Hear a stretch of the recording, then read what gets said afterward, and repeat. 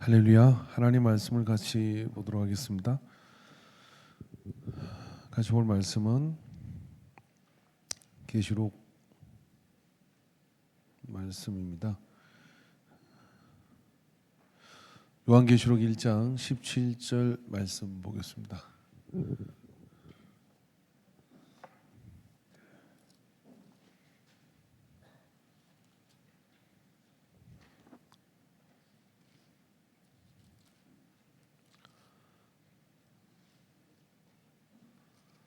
같이 한 목소리로 말씀을 봉독합니다. 내가 볼 때에 그 발 앞에 엎드러져 죽은 자 같이 되매 그가 오른손을 내게 얹고 이르시되 두려워하지 말라 내가 처음이요 마지막이니. 아멘. 기도하겠습니다. 하나님 아버지, 오늘 오후 시간도 우리에게 뜨거운 찬양을 허락하여 주심을 감사합니다. 하나님 받으시는 찬양 되게 하심을 감사합니다.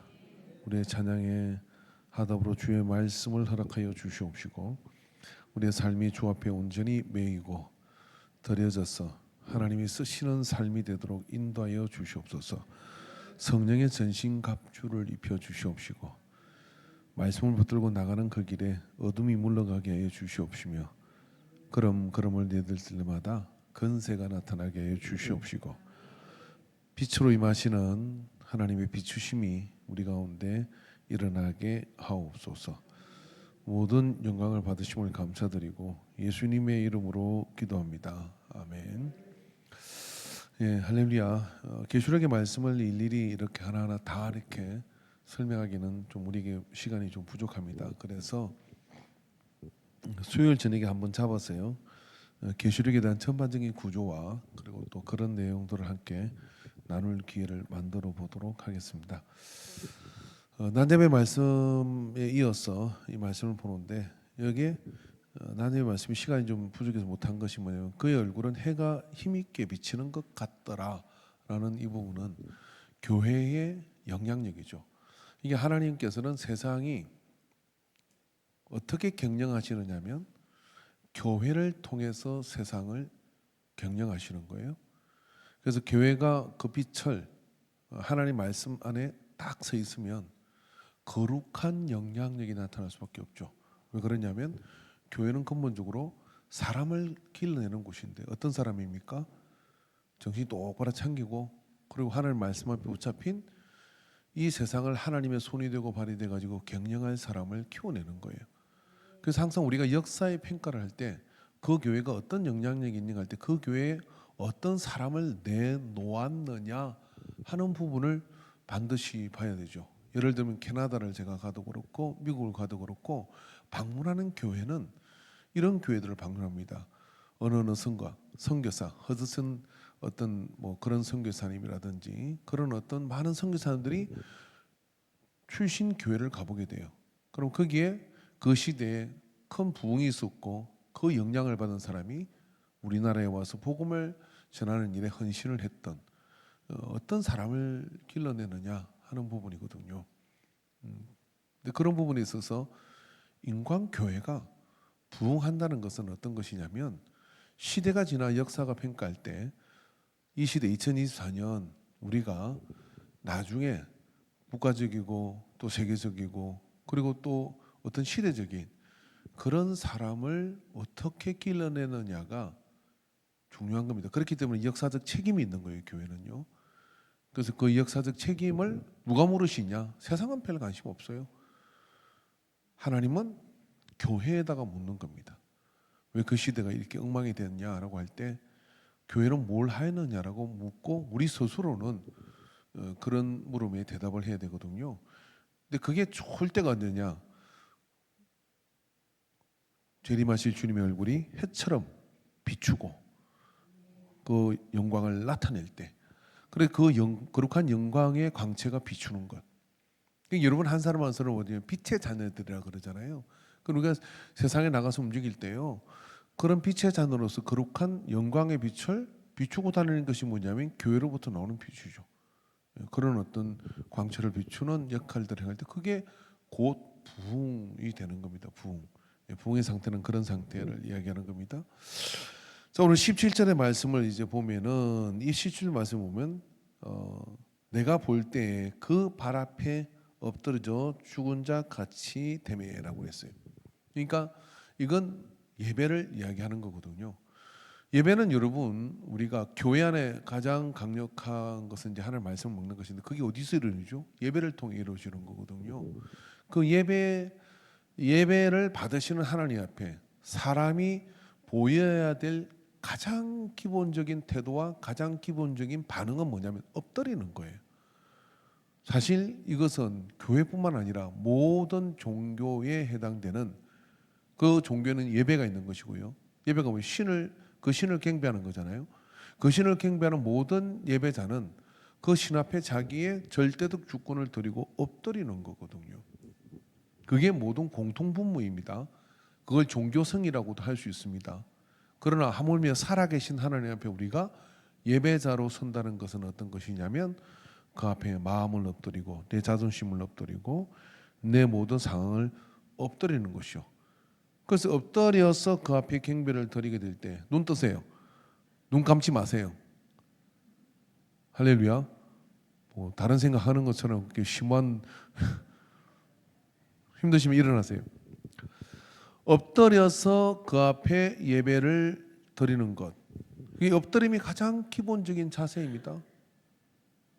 그죠? 그 엎드린다는 것은 뭐냐면 당신이 죽이시면 죽이시고 살리시면 살리시는 것을 받아들이고 그 앞에 나가는 것. 이게 가장 예배적인 기본적인 자세예요. 어떤 교회를 가보니까 이제 고독 그게 새로 지은 교회가 보니까 본당으로 올라가는 길이 이렇게 가면 바로 가는 길인데 계단을 안 만들고 비스듬하게 돌아서 다시 비스듬하게 빙 돌려서 올려놨더라고요. 좁은 통로로. 그리고 그 좁은 통로가 끝날 때 2층으로 올라가는데 그 좁은 통로 끝날 때 그 높은데 눈을 들어야 보이는 십자가가 하나 걸려 있어요. 그래서 왜 이렇게 했냐고 물어보니까 보통의 사람들이 그 건물적인 그게 뭐 중요한 건 아닌데 예배로 나가는 마음의 준비를 시키기 위해서 그렇게 하는 거래요. 왜? 그 좁은 문으로 좁은 길로 들어가서 십자가를 바라보고 그 공간 속으로 들어가도록 교회가 어떤 그런 디자인을 그렇게 만드는 거죠. 꼭 그렇게 가야 된다는 얘기는 아닙니다. 무엇을 위한 것이냐면 살아계신 하나님 앞에 엎드릴 마음의 준비를 하게 하는 거죠. 여러분 우리가 왜 예배를 15분 전에 일찍 와야 됩니까? 아니 예배는 토요일 저녁부터 시작됩니다. 한번 물어봅시다. 오늘 내가 예배를 잘 드리기 위해서 토요일 저녁 9시에 잠잔 사람. 오늘 예배를 잘 드리기 위해서 난 일찍 자야지 마음을 먹고 10시에 잠잔 사람. 한 분. 제가 그 구포국수 하나 드릴게요. 근데 이미 하나님 앞에 엎드림의 마음을 가지고 있는 사람은요. 토요일부터 예배를 드리기 위해서 자기 준비를 합니다. 내일 예배를 드리는 것을 까마득히 잊어버리고 토요일 저녁에 하나님 말씀이 주부에 밴드에 올라와도 그 본문을 한번 읽어보지 않고 또 무슨 일이 있는지 그 상황을 이렇게 한번 점검하지도 않고 그리고 어쩌다 주일 아침이 되어서 허발덕신하여 겨우 뭐 좀 찍어 바르고 와가지고 앉아있는 사람하고 말씀을 찾아보고 헌금을 봉투에 준비를 하고 그리고 내일 예배 갈 것에 대한 옷을 준비를 해놓고 그리고 주일 아침이 밝았을 때 아침을 먹고 준비하고 그렇게 해가지고 교회 오는 사람하고 여러분이 하나님이면 똑같이 하시겠습니까? 다 이유도 있고 사정도 있고 사연도 있죠. 그 하나님 다 아실 거예요. 그래서 뭐 어쩌라고 해요? 하나님께서 그 이유를 다 이유로 보시겠습니까? 제가 하나님 같으면 이렇게 말할 거예요. 네가 그렇게 사니까 그런 삶이 열리고 있는 거고 그래서 이게 악순환되고 있는 거예요. 어느 날 끊어야 됩니다. 어떻게 끊냐? 내가 죽더라도 하나님 예배에서 엎드리겠습니다. 납작 엎드리는 거예요. 그러고 나면 한번 리셋이 됩니다. 그리고 그런 어떤 악한 고리가 끝나요. 그리고 그때부터 왼쪽으로 돌아가던 회전이 오른쪽으로 돌아가기 시작하면서 선순환되어져야 그렇게 힘들지만 힘든 것을 이기고 예배를 드렸더니 삶이 편안해지고, 편안해지니까 더 예배를 잘 드릴 수 있고, 그리고 또 더 편안해지니까 또 예배를 더 잘 드리게 되고, 삶이 편안해지고 풍성해지고, 예배 잘 드리고 풍성해지고, 예배 잘 드리고 풍성해지고, 이렇게 돌아가야 되거든요. 근데 여기서도 한 3번 돌아가고 티나가. 살만하니까 버크러 가고, 놀만하니까 놀러 다니고, 예배를 안 드리고, 그러니까 또 처바뀌고, 역사와 개인의 삶도 다 이렇게 되었어요. 여러분, 우리나라 역사도 지금 정점을 찍고 있는 겁니다. 70년 잘 살았죠. 70년 가기 어려워요. 고난이 오고 역경이 오고, 그때 정신 차리면 또 다행이야. 못 차리면 추락하는 거죠. 그리고 또 언젠가 하나님이 또 회복시키실 거예요. 근데 일하고 한 2번 살면 인생이 피곤해지는 거예요. 남는 게 없는 거예요. 누구나 그렇게 사는 것 같지만 그렇지 않습니다. 예배를 고정한 사람, 예배를 엎드리는 것으로 작정한 사람, 그래서 거기서부터 내 모든 삶의 근원과 뿌리가 거기서 이루어진다고 확신하는 사람, 이깁니다. 그리고 다른 패턴의 삶을 삽니다. 그리고 전혀 다른 그런 역사들을 이루어갑니다. 그리고 이렇게 말하죠. 그리 아니한다 하실지라도 나는 잘 살았다. 왜? 그 하나님 말씀과 예배 가운데서 내가 누릴 기쁨을 누렸기 때문에. 그것이 이름은 엎드립니다. 요한은 그러므로 예수님을 만났다. 그 앞에 그가 할 수 있는 것은 뭐냐면 그 발 앞에 엎드려, 그 다음에 어떻게 됩니까? 죽은 자 같이 되었다는 거예요. 왜 못 엎드릴까? 자기를 낮추고, 그리고 하나님 앞에, 그 말씀 앞에 자기를 엎드리는 일이 힘들지만 그게 제일 단순하고 쉬운 길인데 그것이 왜 이렇게 힘들까? 어릴 때 저는 우리 누님하고 항상 패권 다툼을 했습니다. 뭐 때문에 그렇게 고집을 부는지 모르겠어요. 뭐가 잘못한 게 있겠죠. 그러면 그 추운데 밖에 나가서 의자를 들으래. 안 들고 도망가면 될 거 아니야. 들긴 들어. 그 네가 뭘 잘못했는지 생각을 해보래. 그 생각을 해보는데 잘못한 건 알겠어. 근데 잘못했다고 말하기가 싫은 거예요. 밖에 이제 추운 데 떨면서 그러고 1시간 뭐 이렇게 내렸다 올렸다 내렸다 올렸다. 그러다가 도저히 못 견뎌가지고 누나가 잘못했어. 그럼 꼭 하는 말이야. 그 말이 그렇게 어렵다냐. 그러고 들어가. 아이씨 진짜. 그 말이 그렇게 어렵다냐. 참 바보 같은 짓을 했습니다. 여러 사람한테 고집 부릴 대상한테 고집이 부리라. 하나님은 너를 포기할 생각이 없다. 하나님 못 이겨요. 못 이겨요. 엎드리는 거예요. 그리고 엎드리고 손 들고 가는 거예요. 가끔 우리 예배드리다 손 들잖아요. 항복합니다. 이런 의미예요. 근데 왜 항복이 잘 안 되느냐면 덜 죽어서 그래요. 여러분 이번에 김장이 얼마나 맛있게 됐습니까? 그죠? 김장을 할 때마다 긴장감이 드는 순간이 어떤 순간이냐면 누가 소금을 절이느냐예요. 이 소금을 절이는 게 왜 중요하냐면 배추를 기절시켜야 되거든. 근데 이 소금을 뿌렸는데 배추가 펄펄 살아가지고 이라고 했으면 김치를 담을 수가 없어. 칼로 가지고 조자가지고 뭐 샐러드나 만들어 먹어야지.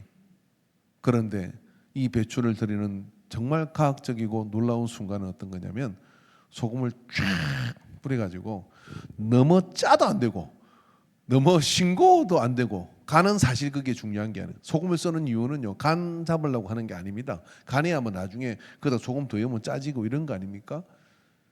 그런데 덜 짜게 하되 배추를 절이는 게 중요한 거예요. 여러분 제가 김장 짬밥이 굉장히 큽니다. 그래서 여러 사람을 거쳐서 제가 거의 반 김장은 할 수 있어요. 그죠? 근데 한 번은 그냥 새벽 2시에 뒤집어야 된대. 그래가지고 새벽 2시까지 있다가 나가가지고 그 통에 김치를 이쪽으로 꺼내가지고 이쪽으로 뒤집고 저쪽으로 뒤집고, 요즘 그거 안 하대요. 그거 한번 해야 되는데 그거 추운데. 왜 그러냐 그러니까 그래야 이 간이 골고루 들고 탁 배추, 그러면서 꺼내면서 배추를 흔들어 보는 거예요. 절여졌구나 안 절여졌구나. 하나님 열을 흔들어 보는 거예요. 어이구 아직도 뻣뻣해가지고 처박아나, 아직도 뻣뻣해가 처박아나, 아직 그렇게 처박힌 사람이 많아요. 하나님 딱 들었을 때 배추가 차롬하니 말씀에 서르시고 도살할 양처럼 끌려가도 하나님이 죽이시겠습니까? 그렇게 나를, 그죠? 주님이 겟세마네에서 아버지여 내 뜻대로 마옵시고 아버지의 뜻대로, 이게 처리진 상황이에요. 죽었다 이런 이야기예요. 고집 센 사람이 있었습니다. 사도 바울. 베드로는 또 이도 자기의 주장이 막 강한 사람이에요. 근데 바울이 이렇게 고백한, 내가 그리스도와 함께 십자가에 못 박혔나니 그런 적 이제는 내가 산 것이 아니요 오직 내 안에 그리스도께서 사시는 것이라. 이제 내가 육체 가운데 사는 것은 나를 사랑하사 나를 위하여 자기 자신을 버리시. 예수님도 자기 자신을 버렸어. 이러면 복음의 DNA라는 거 뭐냐면, 복음의 유전자라는 거 뭐냐면요, 말씀에 영접을 하고 그 말씀이 성령의 검이 돼가지고, 말씀의 검, 성령의 검이 돼가지고 나를 악한 모든 그 마귀의 그런 세력으로부터 싹 하고 베어져 가지고 깨끗이 죽어야 됩니다. 깨끗이 죽으면 어떻게 되느냐면요, 하나님이 깨끗하게 살려놓을 수 있습니다. 여러분 나무를 접붙여 보셨어요? 나무를 접붙일 때 제일 중요한 게 뭐냐면, 나무를 이 나무에서 이 나무로 옮길 때 나무를 가지로 확 꺾어 가지고 뜯어내면 그 나무는 못 삽니다. 붙일 수가 없어요. 그래서 접붙이는 칼이 있어요. 칼이. 그 칼은 아주 날카롭고 강하고 단면을 산뜻하게 잘라내야 돼요. 그래서 한번 우리 집사람이 그 칼을 샀는데요, 안 쓰더라고요. 그래서 내가 보관해놓은 게 있는데 그 칼을 보면 굉장히 좀 특이하게 생겼어요. 근데 그걸로 가지고 깨끗이 잘라내가지고 참 감람나무에 우리가 예수 그리스도를 통하여 접붙임을 당하는 거예요. 그렇게 딱 붙여놓으면 어떻게 되느냐면, 돌 감람나무에서 쓸데없는 열매를 맺던 인생이 참 감람나무인 예수님에게 붙어가지고 어떻게 되느냐, 풍성한 열매를 맺게 되거든요. 그러니까 여러분 예수 믿으면 쌈박하게 죽어야 돼요, 영적으로. 그리고 새로 거듭나야 어떻게 되느냐, 하나님이 마음껏 쓸 수 있는 사람이 됩니다. 예수 안에 있는 것도 아니고 예수 밖에 있는 것도 아니고 믿는 것도 아니고 안 믿는 것도 아닌 것 같고 아리까리가 자기 자신도 물어보면 예수 믿는 사람이요? 모르겠어요. 그러면 안 된다 이 말이에요. 저는 예수로 살고 죽는 사람입니다. 바울이 그 고백을 하는 거다 이 말이죠. 이제는 내가 산 것이 아니로 오직 내 안에 그리스도께서 사시는 것이라. 내 주장은 하나도 없습니다. 나는 죽은 자가 무슨 말을 하겠습니까? 여러분 죽은 자가 말을 하면 그게 귀신이요. 죽었는데 뭐 말을 하면 그게 귀신 아니고 뭐겠습니까? 우리가 육신적인 말은 걷어내버려야 돼요. 내 안에 계신 예수님이 하시는 말씀을 가지고 내 안에 계신 그리스도가 사시는 것으로 가지고 그렇게 나갈 때, 내가 육체 가운데 사는 것은, 그럼에도 육체를 가지고 살아가는 것은 뭘로 채워져 살아느냐? 참 감람나무인 예수님으로부터는 하나님의 사랑, 그 하나님의 사랑, 자기를 버리신 희생적 하나님의 사랑, 그 아들을 믿는 믿음 안에서 사는 것이다. 그리 살면 풍성한 역사가 나타나는 거죠. 예수님은 당신의 모습을 보였고, 보이신 예수님 앞에 사도 요한은 정확하게 보여야 될 태도를 보이고 있습니다. 그게 뭐냐면 엎드림이에요. 그러니까 예수님은 나는 처음과 나중이다 라고 말씀하시며 왕계를 지으시고 교회를 향한 그 선포를 말씀하시는 거죠. 여러분 어느 곳에서 어떤 상황에 예배를 드린지 할지라도 예배의 가장 기본적인 태도는 말씀 앞에, 임재 앞에, 찬양 앞에 엎드리는 것으로 시작합니다. 아무리 연소한 자가 앞에서 예배를 인도한다 할지라도, 아무리 부족한 사람이 그렇게 인도하는다 할지라도 그 앞에 엎드림이 없는 자는 하나님 앞에 예배하는 자가 아닙니다. 그 앞에 엎드림의 마음을 가지고 있을 때 바로 우리는 예배자로서 그 앞에 서게 되는 거죠. 많은 경우 시간과 세월이 지나면서 관료과 그리고 여러 가지 많은 세상적인 어떤 기준의 비교 때문에 엎드림을 선택하지 않는 교만함에 빠질 때가 있습니다. 성경은 이렇게 이야기합니다. 교만은 패망의 성봉이다라고. 여러분, 사람 앞에 교만한 것도 힘들고 고달픈 삶이 될 수가 있는데요, 하나님 앞에 교만한 것은 그건 답이 없는 인생이에요. 하나님 앞에는 엎드리고 그 앞에 나가는 것, 그것을 여러분 기억하시고 주 안에서 승리하게 되기를 주의 이름으로 축원합니다. 찬양하겠습니다. 큰 교회도 있고 사람이 많이 모이는 교회도 있고 뭐 위치가 좋은 교회도 있습니다. 그런 거 하나도 안 부럽습니다. 그런데 만약 우리의 예배가, 그 예배가 우리보다 더 뜨겁고 우리보다 더 하나님 가까이 가는 예배는 미치도록 부럽습니다. 왜냐하면 예배가 임재가 없고 예배가 생명력이 없으면 껍데기이기 때문에 그렇습니다. 그럼 누가 예배를 생명 있게 만듭니까? 사모하는 예배자들을 통하여 그런 예배가 일어나는 거예요. 나를 드리고자 하는 거룩한 열망, 그 열망을 통하여 줄지어 거룩한 지성소로 들어가는 은혜가 그 속에 있을 때 하나님은 영혼을 더하여 주실 것이고, 그냥 영혼이 아니라 예배자를 더하여 주실 겁니다. 그 예배자들로 넘쳐나는 교회가 될 때 거룩으로 가득히 차게 되죠. 거룩으로 가득히 차면 정화가 일어납니다. 그리고 거룩한 영광이 빛이 우리에게 묻어가지고 우리가 거룩해지기 시작하는 거예요. 그리고 그 거룩의 물격은 성전을 넘어서가지고 교회를 넘어서가지고 세상을 향해 가서 세상의 모든 더럽고 악하고 냄새나는 것들을 청소하기 시작할 거예요. 그게 바로 빛된 교회, 거룩한 영향력을 회복하는 교회입니다. 그 모든 것이 예배의 거룩한 임재 속에 있는 겁니다. 그 믿음을 가지고 우리가 주 안에서 끝까지 믿음을 지키기를 주의 이름으로 축원합니다. 축원합니다. 할렐루야. 207번 그날이 도적같이 찬양하겠습니다. 주 하나님 독생자까지 찬양 이어서 합니다.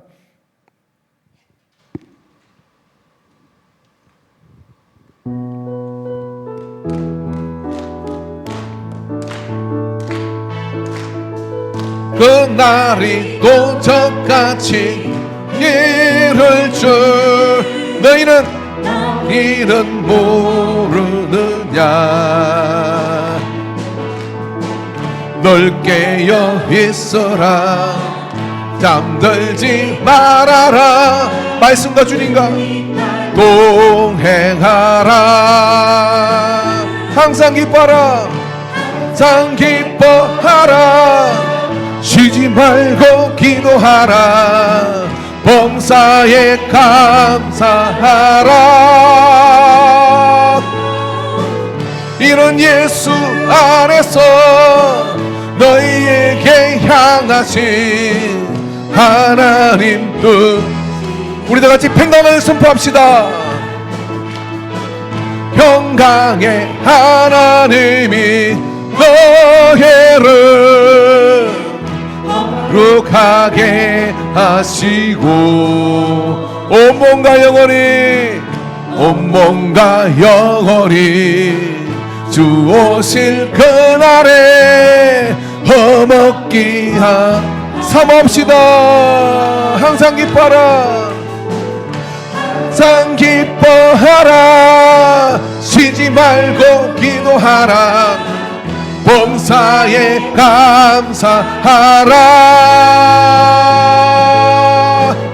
이는 예수 안에서 너희에게 향하신 하나님 주 하나님 독생자 예수.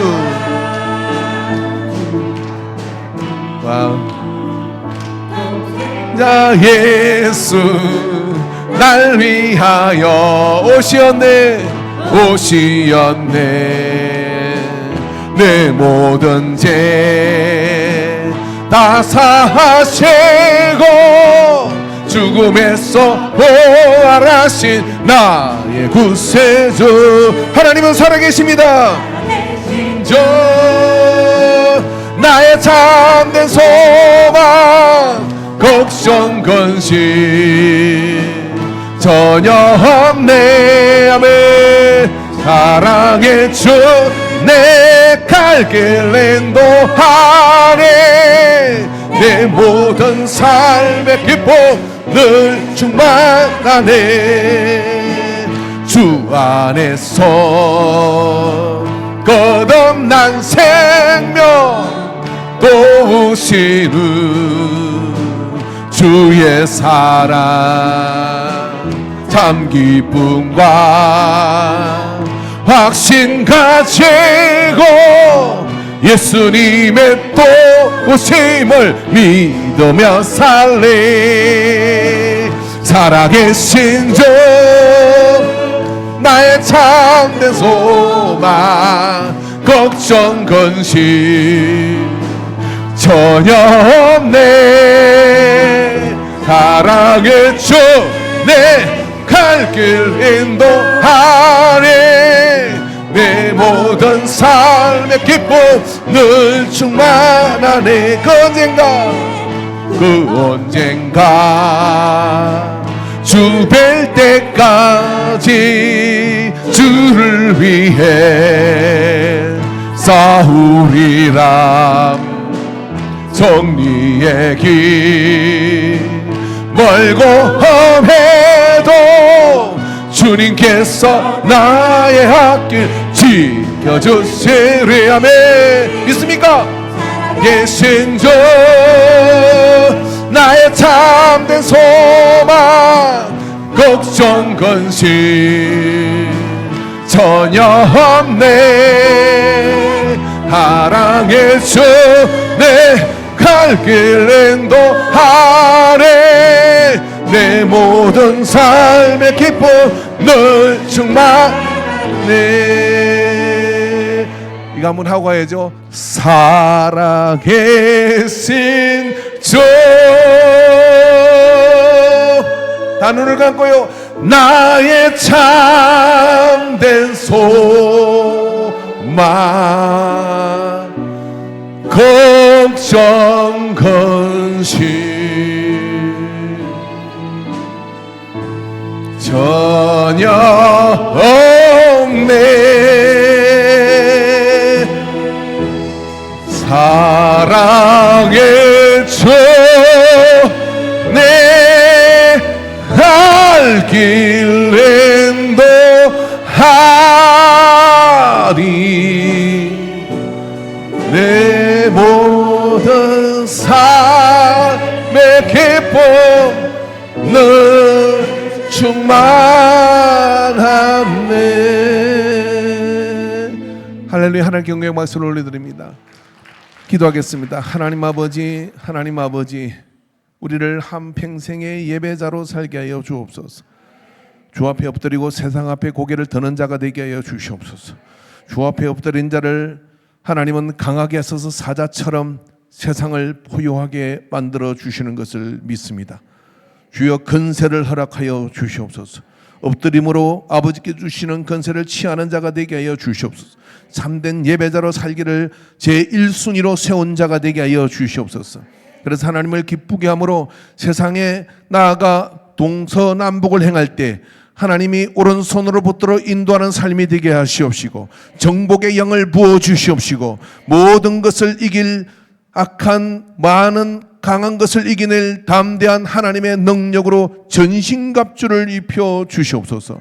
모든 영광을 받으심을 감사드리며 예수님의 이름으로 기도하옵나이다. 아멘.